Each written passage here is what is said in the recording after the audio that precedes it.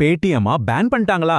அட ஆமாங்க, கடந்த கொஞ்ச நாளா இதுதான் ஹாட் டாபிக். எல்லார்கிட்டயும் இதே கேள்விதான். உங்களுக்குமே இந்த சந்தேகம் இருக்கும் இல்லையா?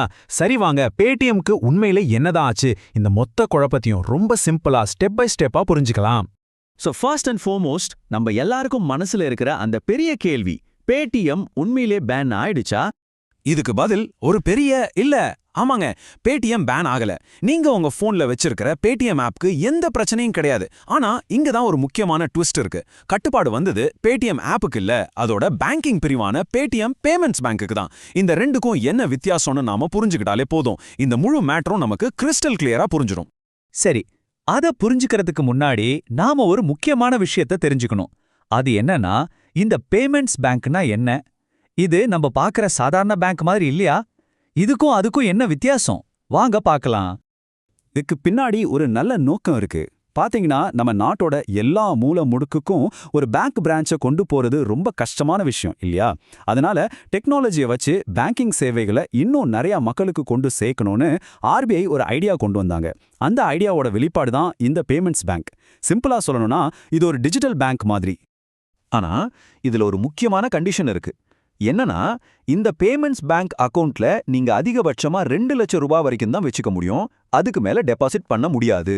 இதுதான் ஒரு நார்மல் பேங்க்குக்கும் இதுக்கும் இருக்கிற முதல் பெரிய வித்தியாசம். இப்ப ஸ்கிரீன்ல பாருங்க, உங்களுக்கு இன்னும் தெளிவா புரியும். ஒரு பக்கம் HDFC, SBI மாதிரி நம்ம வழக்கமா யூஸ் பண்ற பேங்க்ஸ். அங்க லோன் கிடைக்கும், கிரெடிட் கார்டு கிடைக்கும், எவ்வளவு வேணும்னாலும் பணம் போடலாம். இன்னொரு பக்கம் பேடிஎம் பேமெண்ட்ஸ் பேங்க். இங்க அதெல்லாம் கிடையாது. லோன் கிடையாது, கிரெடிட் கார்டு கிடையாது, பண பரிமாற்றம், சேவிங்ஸ் அக்கவுண்ட், டெபிட் கார்டு, இந்த மாதிரி பேசிக் சர்வீஸ் மட்டும்தான். இதுதான் சிம்பிளான வித்தியாசம். ஓகே, இப்போ நமக்கு பேமெண்ட்ஸ் பேங்க்னா என்னன்னு ஒரு ஐடியா கிடைச்சிருச்சு. அப்போ அடுத்த கேள்வி, எல்லாம் சரியா இருந்தா ஆர்பிஐ ஏன் பேடிஎம் பேமெண்ட்ஸ் பேங்க் மேல இவ்ளோ பெரிய ஆக்ஷன் எடுத்தாங்க? இந்த பிரச்சனையோட ஆணிவேர் எங்க இருக்கு? நினைச்சு பாருங்க, இது திடீர்னு ஒரு நாள்ல எடுத்த முடிவு கிடையாது.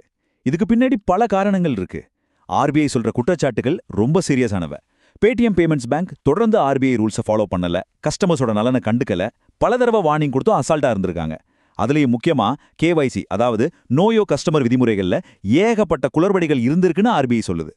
உண்மையா சொல்லணும்னா, இந்த பிரச்சனை நேத்து ஆரம்பிச்சது இல்லைங்க.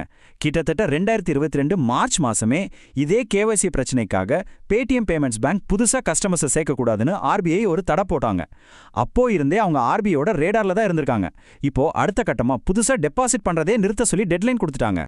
சரி, இதெல்லாம் ஒரு பக்கம் இருக்கட்டும். இப்போ நம்ம எல்லாருக்கும் மனசுக்குள்ள ஓடுற ஒரே கேள்வி, அடடா, என் பேடிஎம் பேமெண்ட்ஸ் பேங்க் அக்கவுண்ட்ல காசு இருக்கே, அதுக்கு என்ன ஆகும்? என் பணம் சேஃபா இருக்குமா?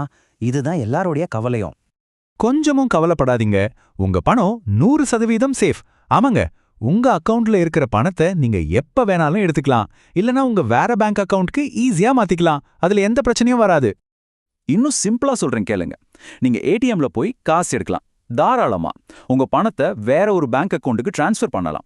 உங்க பேலன்ஸ்ல இருக்கிற காசை வச்சு செலவு பண்ணலாம். ஆனா ஒரே ஒரு விஷயம் தான் பண்ண முடியாது.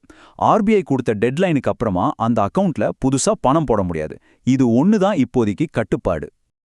ஓகே, அக்கவுண்ட் விஷயம் கிளியர். அப்போ அடுத்த சந்தேகம், நம்ம டெய்லி யூஸ் பண்ற பேடிஎம் QR கோட், வண்டியில இருக்கிற ஃபாஸ்டேக், இதெல்லாம் என்ன ஆகும்? இதுலயும் ஏதாவது பிரச்சனை வருமா? வாங்க அதையும் பாத்திரலாம். கடைக்காரங்க முதல் கஸ்டமர்ஸ் வரைக்கும் எல்லாருக்கும் இருக்கிற ஒரே டென்ஷன், ஐயோ என் கடையில இருக்கிற பேடிஎம் QR கோடு இனிமே வேலை செய்யாதா?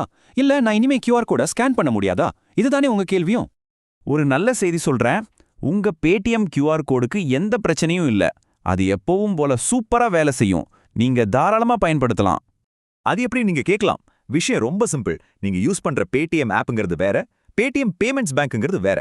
இந்த ஆப் வெறும் ஒரு சாஃப்ட்வேர் தான். அது ஆக்சிஸ் பேங்க், HDFC, ICICI மாதிரி பல பெரிய பேங்க்ஸ் கூட பார்ட்னர்ஷிப்ல இருக்கு. அதனால நீங்க QR கோட்ல பே பண்ணும்போது பணம் உங்களுடைய இந்த மாதிரி வேற பேங்க் அக்கவுண்ட்ல இருந்து தான் போகுது.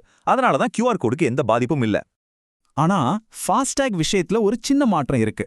உங்க பேடிஎம் ஃபாஸ்டேக்ல ஏற்கனவே பணம் இருந்தா அந்த பேலன்ஸ் காலி ஆகிற வரைக்கும் நீங்க அதை யூஸ் பண்ணிக்கலாம். ஆனா அதுக்கப்புறம் புதுசா ரீசார்ஜ் பண்ண முடியாது. இது ஒரு முக்கியமான அப்டேட். இந்த ஒரு சம்பவம் வெறும் பேடிஎம் மட்டும் பாதிக்கல. இந்தியால பாத்தீங்கன்னா மொத்தம் 6 பேமெண்ட்ஸ் பேங்க்ஸ் இருந்துச்சு. இப்போ இந்த ஆக்ஷனுக்கு அப்புறம் அந்த எண்ணிக்கை 5ஆ குறைஞ்சிடுச்சு. இது மத்த பேமெண்ட்ஸ் பேங்க்ஸ்க்கு ஒரு பெரிய வார்னிங் மாதிரி. சரி, இவ்ளோ தூரம் பேசிட்டோம். இந்த மொத்த கதையில இருந்தோம் நாம மறக்காம மனசுல வச்சுக்க வேண்டிய அந்த ஒரு முக்கியமான பாயிண்ட் என்ன? திரும்பவும் சொல்றேன், நல்லா கேட்டுக்கோங்க. நீங்க யூஸ் பண்ற பேடிஎம் ஆப்பும் உங்க QR கோடும் 100% சேஃப். அதுக்கு எந்த பிரச்சனையும் இல்ல. இந்த கட்டுப்பாடுகள் எல்லாமே பேடிஎம் பேமெண்ட்ஸ் பேங்க்குக்கு மட்டும்தான். இந்த ரெண்டுக்கும் உள்ள வித்தியாசத்தை புரிஞ்சுக்கிட்டாலே போதும். இந்த தெளிவு தான் ரொம்ப ரொம்ப முக்கியம். ஆர்பிஐ ஏன் இவ்ளோ ஸ்ட்ரிக்ட்டா இருக்கிறாங்கன்னு யோசிச்சா அவங்களோட அடிப்படை கொள்கையே ரொம்ப சிம்பிளானது தான். பேங்க்ஸ் எப்பவுமே கஸ்டமர்ஸோட நலனுக்காகவும் சமூகத்தோட நல்லதுக்காகவும் தான் செயல்படணும். இந்த ரூலை மீறும்போது தான் இந்த மாதிரி நடவடிக்கைகள் எடுக்கப்படுது. சரி, கடைசியா ஒரு கேள்வி.